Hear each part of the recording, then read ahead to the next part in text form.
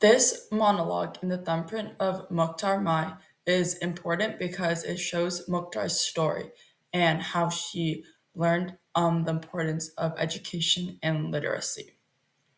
So, first of all, this monologue gives Mukhtar control of her own story because instead of another character explaining what happened to her or seeing it in a scene, Mukhtar speaks directly in the first person, which gives her power and restores the voice that village elders and other people tried to take away when they told her not to share her story.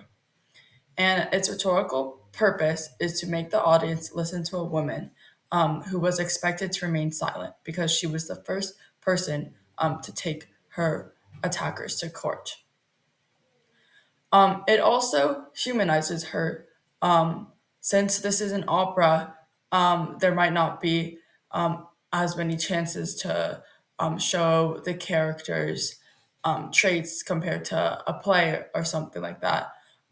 So, by Mukhtar first talking about her family, embroidering, gardening, it shows her as a complete person. Um, and then also, the first person voice establishes pathos in the audience because it creates emotional connection with the audience. Um, and the monologue also shows her transformation because at first she appears very modern and uncertain, like when she was talking about what women are taught. She changes her tone, um, and she says that she was taught silence and fear.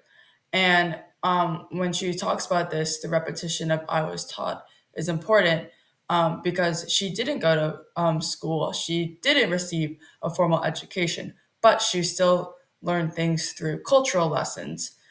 She learned that women were supposed to be quiet, and she learned that she was in the bottom caste, which meant that she had to respect what people in the other castes said, and also she had to respect the men in her life.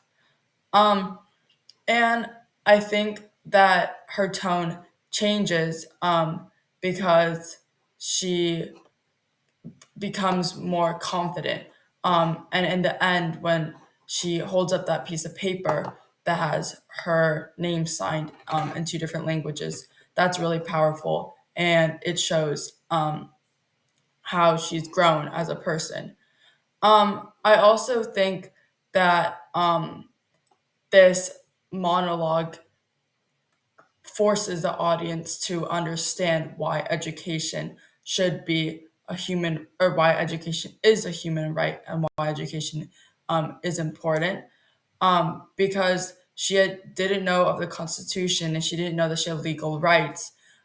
So it teaches the audience who's in LA. We don't have very much we might not have much connection to other rural parts of the world, it makes us understand what their perspective is, and it also does a good job of explaining why rural girls might be denied an education. Um, because through her story, we're able to see that girls are expected to learn domestic work and be useful to their family. And so poverty and cultural expectations and are reasons that girls are uneducated. But also, no one in her family knew how to read or write. So it's also a generational thing.